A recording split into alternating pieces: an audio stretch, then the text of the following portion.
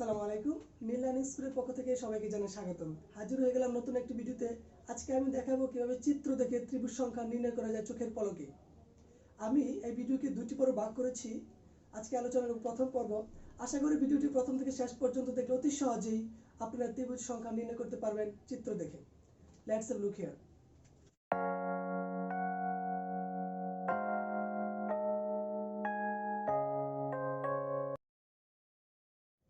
Type 1। প্রথমে আমাদেরকে জানতে হবে ত্রিভুজ কাকে বলে। তিনটি রেখা দ্বারা আবদ্ধ কোনো ক্ষেত্রকে ত্রিভুজ বলে। এখান থেকে আমরা দেখতে পাচ্ছি যে এখানে একটি ত্রিভুজ আছে, কারণ কি এখানে তিনটি রেখা পরস্পরকে আবদ্ধ করেছে, তিনটি কৌণিক বিন্দু অথবা শীর্ষবিন্দু রয়েছে এবং তিনটি রেখা পরস্পরকে কি করেছে, আবদ্ধ করেছে। তা আমরা বলতে পারি যে এখানে একটি ত্রিভুজ রয়েছে। এখন আমরা দেখি এখানে কয়টি ত্রিভুজ রয়েছে। এখান থেকে দেখতে পাচ্ছি যে 1 2 এবং বড় একটি ত্রিভুজ রয়েছে। মোট এখানে ত্রিভুজ রয়েছে তিনটি।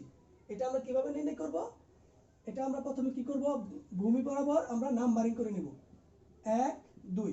তারপর আমাদের কাজ হচ্ছে এগুলো যোগ করে দেব 1 + 2 = 3। অর্থাৎ আমরা বলতে পারি এখানে তিনটি ত্রিভুজ রয়েছে। এখন এখান থেকে দেখি আমরা ভূমি বরাবর যদি তির্যকভাবে রেখা সেট করে, ভূমি বরাবর যদি তির্যকভাবে রেখা সেট করে, অনেকগুলো রেখা সেট করে, তাহলে আমরা কি করব, প্রথমে নাম্বারিং করে নিব 1 2 3 4। এখন আমাদের কাজ হচ্ছে কি, এগুলো সবকে যোগ করে দিব 1 + 2 + 3 + 4। অর্থাৎ মোট কত আসতেছে আমাদের 4 3 7, 7 আর 2 9, 9 আর 1 10। অথবা আমরা বলতে পারি যে এখানে 10টি ত্রিভুজ আছে। এখন আমরা দেখব যে ভূমি বরাবর যদি দুইটি রেখা থাকে অথবা একাধিক রেখা থাকে তখন আমরা কিভাবে নির্ণয় করব। দেখতে পাচ্ছি এখানে একটি রেখা আছে, এখানে আরেকটি রেখা আছে, তখন আমরা কিভাবে নির্ণয় করব। জাস্ট আমরা নাম্বারিং করে নিব 1 2 3 4। অনুরূপভাবে যতগুলো ভূমি বরাবর যতগুলো রেখা থাকবে সবগুলোকে আমরা নাম্বারিং করে নেব 1 2 3 4। এখন আমাদের কাজ হচ্ছে এগুলো যোগ করে নেব 1 + 2 + 3 + 4। সবগুলো যোগ করলে আসতেছে 10।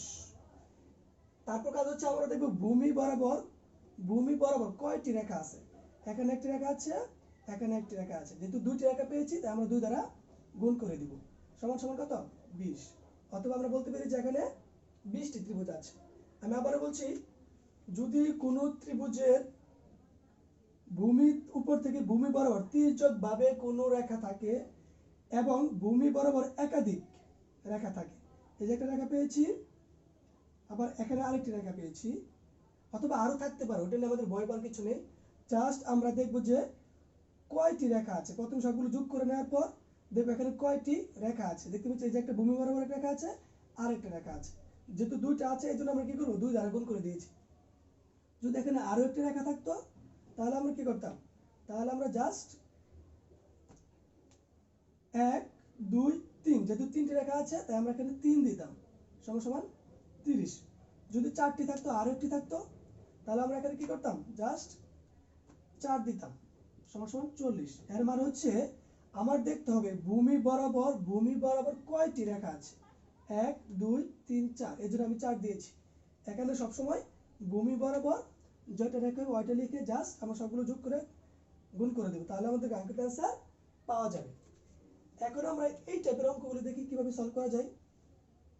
প্রথমে আমাদের কাজ হচ্ছে ভূমি বরাবর নাম্বারিং করে নেওয়া 1 2 3 4 5 6।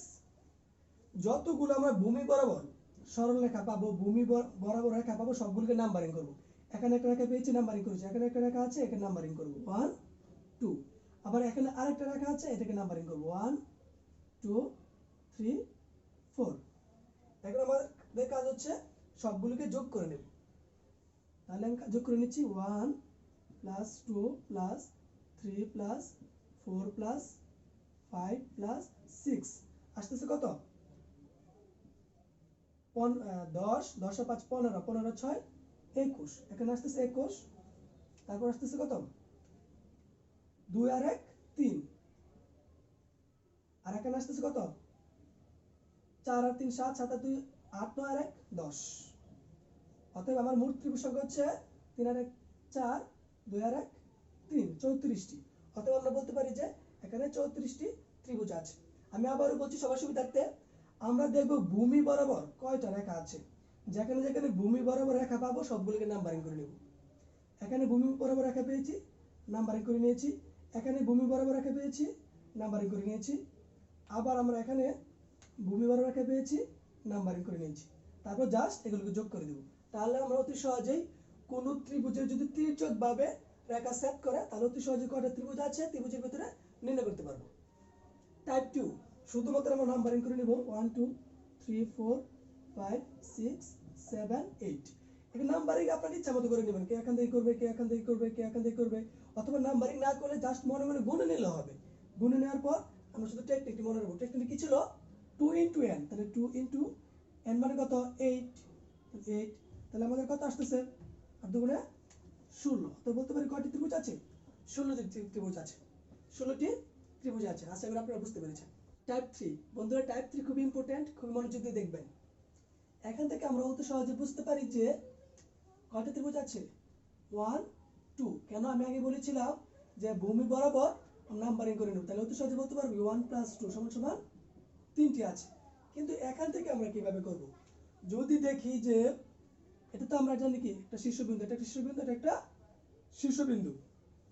যদি কোনো কোণ থেকে কোনো বাহুর মাঝখানে কোনো রেখা যায়, কোনো কোণ থেকে কোনো বাহুর মাঝখানে, এটা একটা কি রেখা, রেখার মাঝখানে আরেকটা রেখা চলে গিয়েছে, তখন আমরা কি করব? জাস্ট একটা টেকনিক মনে রাখবো, তা হচ্ছে আমরা প্রথমে একটা অ্যাড এক্সট্রা 2 আমরা একটা 2 গুণ করে নেব অতিরিক্ত। প্রথমে আমরা কি করব? একটা 2 গুণ করে নিব। তারপর কাজ হচ্ছে কি, দেখব কয়টা কোণ আছে। এখানে কয়টা কোণ আছে দেখতে পাচ্ছি যে একটা কোণ থেকে বাহু গিয়েছে, আরেকটা কোণ থেকে বাহু গিয়েছে। এই যে একটা বাহু গিয়েছে, এই যে একটা বাহু গিয়েছে। আমরা দেখব যে কোণ থেকে কয়টি বাহু গিয়েছে। দেখতে পাচ্ছি যে এই কোণ থেকে একটা বাহু গিয়েছে, এই কোণ থেকে একটা বাহু গিয়েছে। তাই এই কোণের জন্য একটা 2 দিব এবং এই কোণের জন্য একটা 2 দিব। তাহলে কত আসছে? 2 × 4 = 4 × 8। অর্থাৎ কয়টি ত্রিভুজ আছে? 8টি ত্রিভুজ আছে। এটা সলভ করার জন্য প্রথমে আমরা কি করব? প্রথমে আমরা দেখব যে কোণ থেকে কোনো বাহুতে রেখা লেগেছে কিনা। দেখতে পাচ্ছি এই কোণ থেকে এই বাহুতে রেখা লেগেছে, এই কোণ থেকে এই বাহুতে রেখা লেগেছে, এই কোণ থেকে এই বাহুতে একটা রেখা লেগেছে। যদি কোণ থেকে কোনো বাহুতে রেখা লাগে তাহলে আমরা জাস্ট প্রথমে একটা 2 দিয়ে নিব। তারপর আমাদের কাজ হচ্ছে কি, দেখব কয়টা কোণ থেকে রেখাতে বাহু লেগেছে। অবশ্যই লাগতে হবে, একটা যদি না লাগে তাহলে আরেকটা নিয়ম। তারপর দেখতে পাচ্ছি যে একটা লেগেছে, এজন্য একটা 2, আরেকটা লেগেছে, এজন্য আরেকটা 2, আরেকটা লেগেছে, এজন্য কি আরেকটা 2। অতএব আমাদের আনসার হচ্ছে কত? 2 × 4 = 4, 2 × 8 = 8 × 16। অতএব বলতে পারি এখানে 16টি ত্রিভুজ আছে। আমি আবার সবার সুবিধার্থে বলছি, প্রথমে দেখতে হবে কোণ থেকে কোনো বাহুতে কোনো রেখা লাগে কিনা। যদি লাগে তাহলে আমরা একটা 2 অতিরিক্ত দিয়ে নিব। এখানে দেখি যে কোণ থেকে দেখতে পাচ্ছি যে এই বাহুতে একটা রেখা লেগেছে, এটা কিন্তু এখানে লাগেনি, এখানে শেষ। আবার এটাও লাগেনি, কিন্তু এই রেখাটা এখানে লেগেছে কোণ থেকে, এজন্য আমরা কি করব? একটা অতিরিক্ত 2 দিয়ে নিব। তারপর কি, যেহেতু এখান থেকে এই যে এই কোণটা এখানে লেগেছে, এজন্য একটা 2। তারপর হচ্ছে যদি কোণ থেকে রেখা বের হয়ে অপর বাহুতে না লাগে তাহলে সবসময় আমাদের কি করতে হবে? প্লাসের 2 দিতে হবে। এটার জন্য কি প্লাসের একটা 2, এবং এই কোণের জন্য এই রেখার জন্য প্লাসের আরেকটা 2। আমি আবার বলছি, যদি কোণ থেকে রেখা বের হয়ে অপর বাহুতে না লাগে তখন আমাদের প্লাসের 2 দিতে হবে। জয়টা বের হবে এর জন্য প্লাসের 2, আর যদি লেগে যায় তাহলে গুণের 2। বিষয়টা ক্লিয়ার সবার কাছে? আশা করি সবার কাছে ক্লিয়ার হয়েছে। যদি কোণ থেকে বের হয়ে অপর বাহুতে লেগে যায় তাহলে গুণের 2, যদি কোণ থেকে বের হয়ে অপর বাহুতে না লাগে তাহলে প্লাসের 2। তাহলে আমরা কি বলতে পারি? 2 × 4 + 2 × 2 = 4 = কি 8। অতএব এখানে কয়টা ত্রিভুজ আছে? 8টি ত্রিভুজ আছে। চলুন এটা সলভ করি। যেহেতু কোণ থেকে আমার বাহুতে কি করছে? একটা রেখা লেগেছে, এর জন্য কি করব? প্রথমে একটা 2 দিয়ে নিব। তারপর দেখব আমার কয়টা লেগেছে। এই যেটা লেগেছে এই জন্য একটা 2, আবার এটা লেগেছে এজন্য ক্যারেক্টার 2। তারপর আমরা দেখতে পাচ্ছি যে এখান থেকে এই বাহুতে একটা রেখা লেগেছে। সবসময় ছিল কি শীর্ষ বিন্দু থেকে কোন বাহুতে রেখা লেগেছিল অথবা মাঝখানে মিলিত হয়েছিল। এখন দেখতেছি মাঝখান থেকে কোন বাহুতে রেখা লেগেছে। খেয়াল রাখতে হবে যে মাঝখান থেকে যদি কোন বাহুতে রেখা লাগে তখন দেবো +2। তাহলে আসতেছে কত আমাদের 2 × 4 4 × 8 যোগ 2 সমান কত 10। আমরা আবার বলছি যদি এই মধ্যবিন্দু থেকে মাঝখান থেকে কোন বাহুতে রেখা লাগে তখন +2 হবে।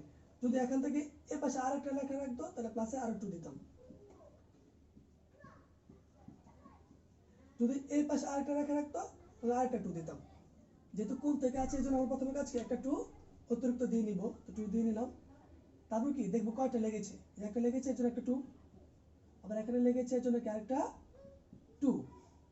এখন এতটুকু কাজ শেষ। তারপর দেখতে পাচ্ছি কোণ থেকে কোণেতে বাহু এসেছে। এই যে একটা কোণ, এই যে একটা কোণ। কোণ থেকে কোণেতে যদি বাহু আসে তাহলে আমাকে মানে দিতে হবে কি 4। কোণ থেকে যদি কোণেতে বাহু আসে তাহলে কি দিতে হবে 4। আর কোণ থেকে যদি বাহুতে আসে তাহলে +2 দিতে হবে। এতটুকু মনে রাখতে হবে।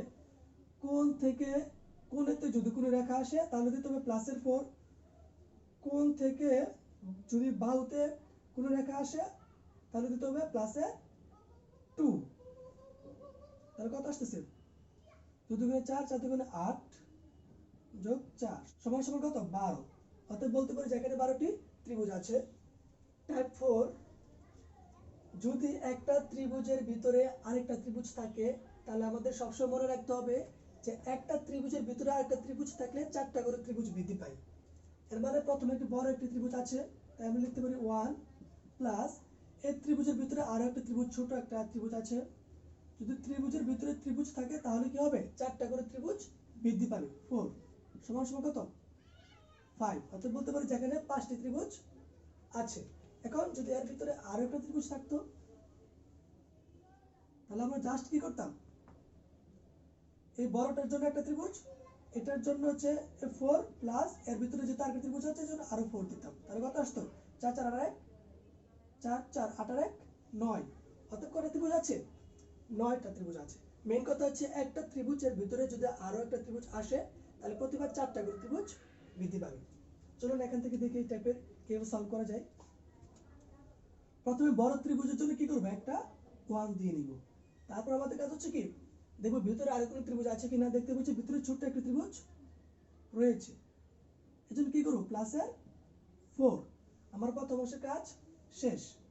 তারপর আমি টাইপ 3 তে বলেছিলাম মনে আছে কোণ থেকে যদি কোনো রেখা বের হয় বের হয়ে অপর বাহুতে লাগে বিপরীত বাহুতে তাহলে কি দিতে হয় গুণের 2 দিতে হয়। আর কোণ থেকে বের হয়ে যদি অপর বিপরীত বাহুতে না লেগে মাঝখান বরাবর থাকে তাহলে +2 দিতে হয়। মনে আছে তো? তাহলে আমরা কি করব এখানে +2 দেব। কয়টা দেখো কয়টা বাহু কোণ থেকে বের হয়েছে এতটা দেব। দেখতে পাচ্ছি যে এখান থেকে একটা বের হয়েছে এজন্য +2, এখান থেকে কোণ থেকে একটা বাহু বের হয়েছে এজন্য আরেকটা 2, এখান থেকে আরেকটা বের হয়েছে এজন্য ক্যারেক্টার 2। আমি আবার বলছি কোণ থেকে বাহু কোণ থেকে রেখা বের হয়ে যদি অপর বিপরীত বাহুতে না লেগে মানে এই বাহুতে না লাগে অর্ধেক বরাবর এসে থেমে যায় তাহলে +2 দিতে হবে। প্রত্যেকটার জন্য 2 করে বৃদ্ধি পাবে।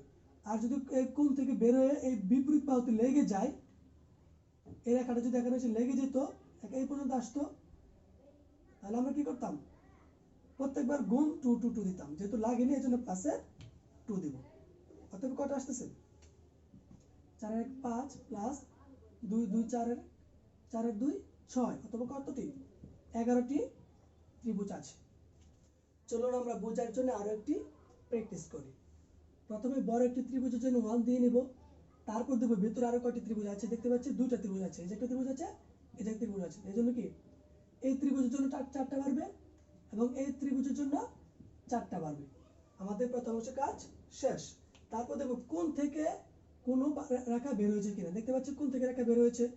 কোণ থেকে রেখা বের হলে যদি বিপরীত বাহুতে লাগে তাহলে গুণের 2 দিব, আর যদি না লাগে +2 দিব। যেহেতু লাগেনি এজন্য কি করব +2 দিব। একটা দুইটা এবং কি 3টা। তাহলে মোট কয়টা আসতেছে? 4 4 8 আর 1 9 প্লাস 2 2 4 আর 2 6, অর্থাৎ কতটি? 9 আর 6 15, অর্থাৎ কতটি ত্রিভুজ আছে? 15টি ত্রিভুজ আছে। বন্ধুরা, এই পর্যন্তই ছিল প্রথম পর্ব। যদি ভিডিওটি ভালো লেগে থাকে তাহলে অবশ্যই আমার চ্যানেলটি সাবস্ক্রাইব করবেন, বন্ধুদের মাঝে বেশি বেশি শেয়ার করবেন। ভালো থাকুন, দেখা হচ্ছে নতুন কোন ভিডিওতে। আল্লাহ হাফেজ।